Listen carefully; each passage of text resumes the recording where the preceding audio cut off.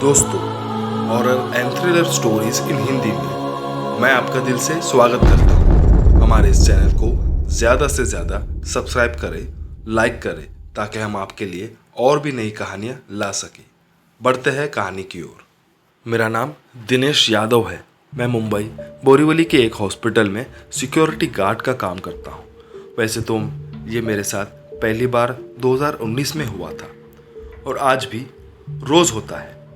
मैं अभी भी वही हॉस्पिटल में नाइट ड्यूटी करता हूँ। वो मेरा पहला दिन था। मुझे बताया गया था कि मुझे हॉस्पिटल के मेन एंट्रेंस पे जो कांच का दरवाज़ा है वहीं बैठकर पहरा देना है।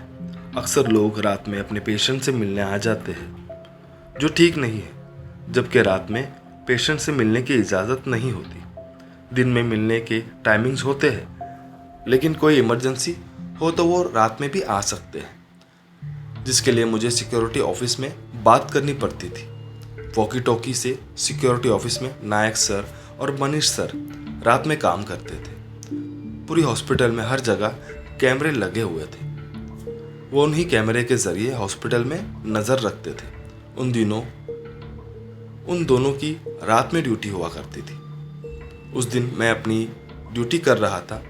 मुझे रात में जागने की आदत नहीं थी, तो करीब रात 3 या 3:30 बजे होंगे कि मेरी ज़रा आंख लग गई कि मैंने देखा कि एक बूढ़ी औरत जो करीब 70 साल के आसपास होगी, कमर एकदम झुकी हुई, बाल एकदम बिखरे हुए, उन्होंने लंबा फ्रॉक पहना था, जैसे अक्सर क्रिश्चियन बूढ़ी औरतें पहनती है। वो आंटी ज़ोर ज़ोर से हॉस्पिटल का दरवाज़ा ठोक रही थी। मैंने उन्हें देख के दरवाज़ा खोला और उनका पूछा, क्या हुआ? उन्होंने मुझे देखा और पूछा, नए हो? मैंने कहा, हाँ, आज पहला दिन है। उन्होंने कहा, लगता है यहाँ ज़्यादा दिन नहीं टिक पाओगे। फिर वो हॉस्पिटल के अंदर जाने लगी। मैंने उनको रोका और कहा, आंटी कहाँ जा रहे हो? उन्होंने कहा, मुझे वार्ड नंबर 13 में जाना है, उससे मिलने। मैंने पूछा, किससे मिलने जाना है? उन्होंने कहा, तुझे इससे क्या, हट यहाँ से। मैंने उनको समझाते हुए कहा, आंटी रात में पेशेंट से मिलना अलाउड नहीं है। आंटी को अचानक एकदम गुस्सा आ गया। वो दांत पिसते हुए मेरी तरफ बढ़ी। वो मेरे सर पे अपने हाथों से मारना चाह रही थी। मैंने अपने दोनों हाथों को अपने सर पे रखा और अपने आप को बचाते हुए कहने लगा, सॉरी आंटी, सॉरी। वो सॉरी सुनते एकदम शांत हो गई। उसने कहा, मर्लिन गोम्स से मिलना है, मर्लिन गोम्स। इतने में मुझे वॉकी टॉकी पे नायक सर की आवाज़ आई। नायक सर ने पूछा, यादव तुम किससे बात कर रहे हो? मैंने कहा, सर ये आंटी आई है, इनको किसी मर्लिन गोम्स से मिलना है, वार्ड नंबर 13 में। नायक सर ने पूछा, क्या नाम बताया? मैंने कहा, मर्लिन गोम्स, वार्ड नंबर 13। नायक सर थोड़ी देर एकदम चुप हो गए। मैंने कहा, हेलो हेलो नायक सर।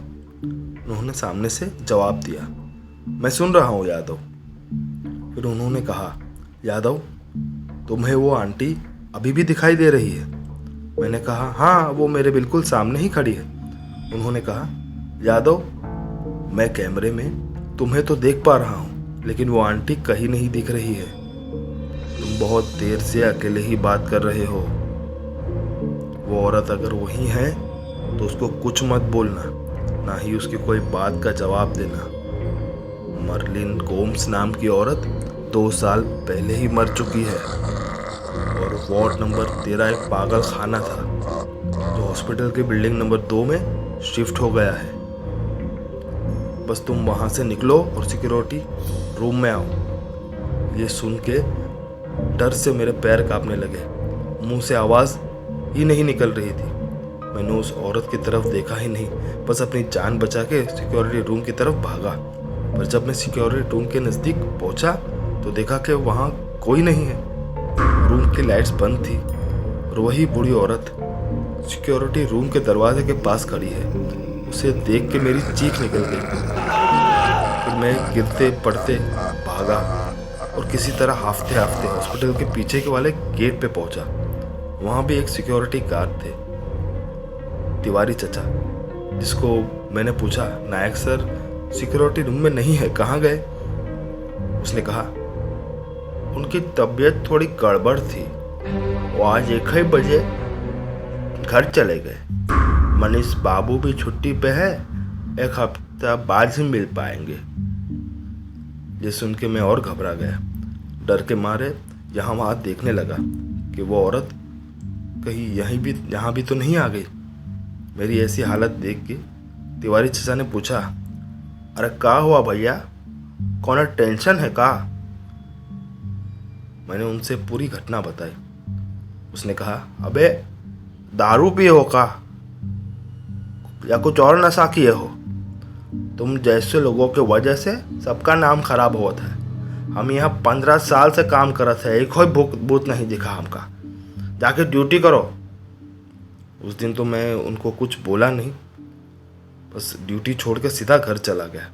पर जब मैं उठा सुबह, घर वालों को देख के एहसास हुआ कि काम नहीं है और काम छोड़ भी नहीं सकता। बहुत मुश्किल से काम मिला है। मैं फिर हॉस्पिटल ड्यूटी पे चला गया। पर उस दिन मैं पहले नायक सर के पास गया और उनको सारी घटना बताई। उन्होंने अपने कंप्यूटर पे मर्लिन गोम्स नाम के रिकॉर्ड्स चेक किए तो वो भी दंग रह गए। उन्होंने बताया कि वार्ड नंबर 13 एक पागल खाना था इसी बिल्डिंग में, और मर्लिन गोम्स नाम की एक पागल पेशेंट थी जो सच में 2 साल पहले मर चुकी है। फिर उन्होंने मुझसे पूछा, अब तुम क्या करोगे यादव? मैंने कहा, सर काम तो नहीं छोड़ सकता, बस एक ही काम कर सकता हूँ कि किसी पुजारी से अपने नाम का तावीज़ बना लेता हूँ ताकि मैं इस आत्मा से बच सकूँ। उन्होंने कहा, ठीक है। मैंने उस दिन तो ड्यूटी नहीं की। दूसरे दिन तावीज़ बना के ड्यूटी पर फिर लौट गया।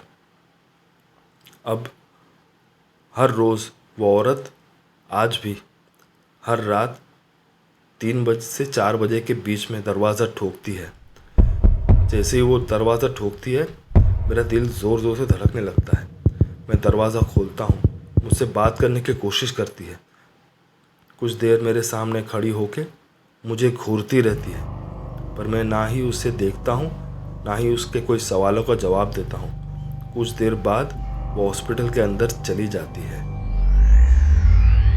पर वो किसी और को कभी नहीं दिखाई दी, सिर्फ मुझे ही दिखती है। शायद मेरे सितारे थोड़े हल्के हैं, इसलिए मुझे ही दिखाई देती है।